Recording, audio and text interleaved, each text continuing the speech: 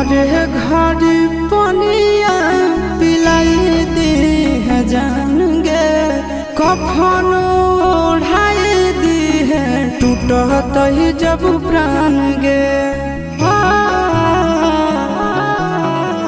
मोरे घर पनिया पिलाई दी है जान गे, कफन ओढ़ाई दी है टूटत ही जब प्राण गे।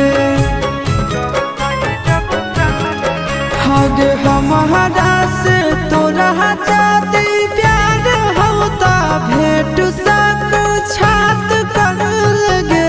हगे सोनाया रावा हो भरती पटनवा में आके मुलाकात कर लगे। हगे सोनाया रावा